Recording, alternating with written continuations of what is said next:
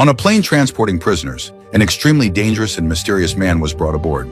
Unlike the other inmates, his face was completely covered, and his body was wrapped in heavy locked chains. Because he was considered highly dangerous, he was restrained alone in the last row of seats. As the plane continued its flight, every prisoner was looking for a way to escape. He, however, only twisted his neck slightly, and a tooth wrapped with thin wire fell out of his mouth. He used it to pick the lock, calmly preparing for the explosion he expected.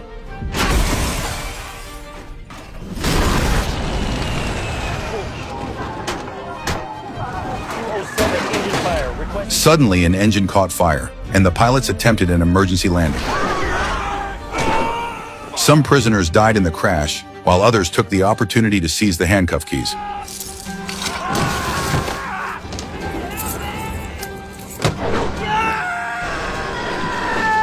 The man freed himself from his restraints as federal marshals rushed toward him.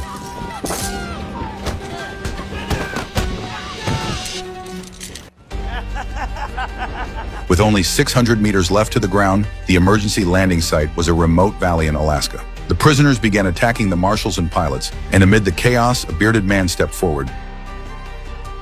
Not long after, the local town sheriff received reports of heavy smoke nearby. To investigate, Sheriff Frank took officers in a helicopter toward the source of the smoke. The site turned out to be the plane's crash landing location. There were several dead marshals on the ground, along with discarded handcuffs. Frank scanned the wreckage and soon spotted a survivor.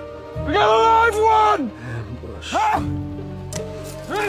Ambush.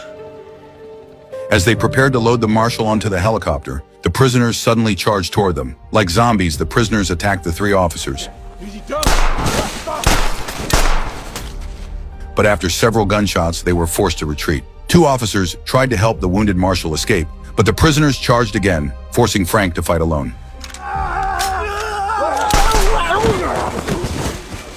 Frank was knocked to the ground and his gun was kicked away. At the critical moment, another marshal who survived the crash appeared.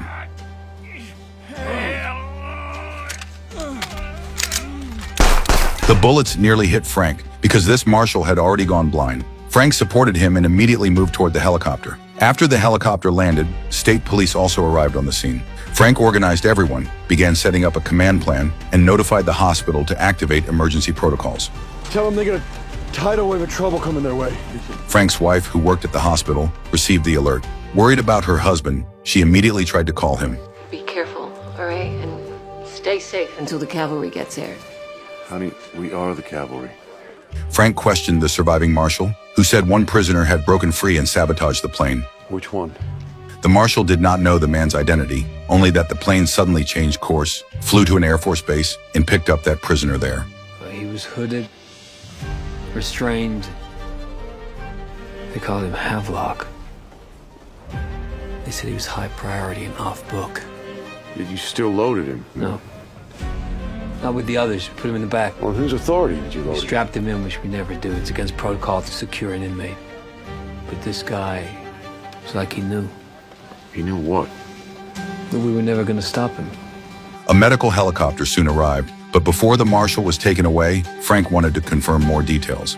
You're telling me a J-Pats made an unscheduled stop, picked up a con who wasn't on the manifest, who wasn't on our authority, and nobody asked any questions? Yeah. Rick, they gotta go.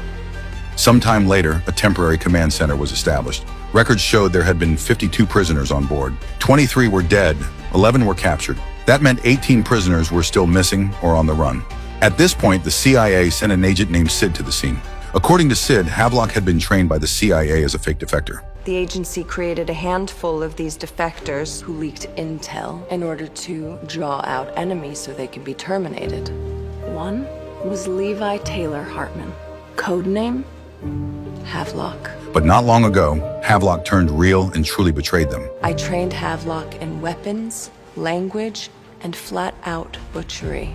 For the last 2 years, Havelock used intel as bait to lure out and dispatch targets in Europe and the Far East. After his disappearance, classified intelligence vanished with him. 2 days earlier, the CIA captured him and used the prisoner transport plane to send him to headquarters. Meanwhile, Havelock had already broken into a remote cabin.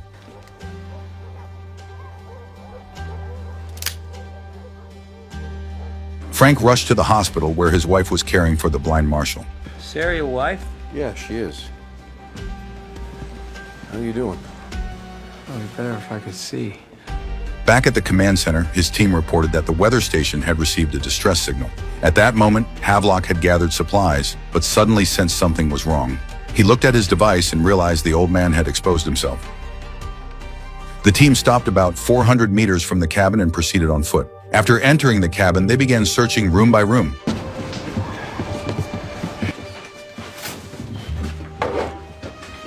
Where is he?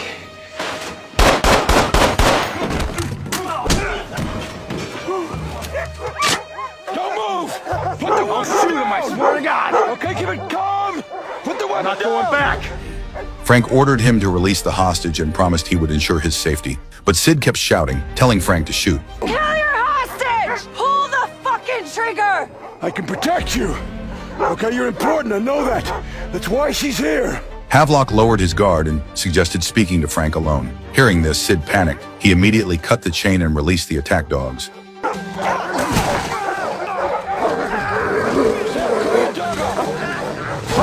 it off! Zeb, call your fucking dog off! Call it off! After the dogs charged, the man was left dying, which was exactly what Sid wanted. It's not Havelock. Although the man was not Havelock, Sid's actions raised serious suspicion. Back at the command center, the prisoners' bodies were laid out. Sid reviewed the files and noticed one corpse in a prison uniform was not actually a prisoner. Granger, no. No, I talked to Granger. He told me about the crash. This guy, he's smarter than anyone else.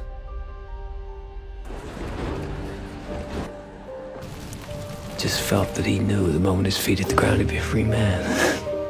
Only then did Frank realize the truth. Havelock was the marshal who pretended to be blinded.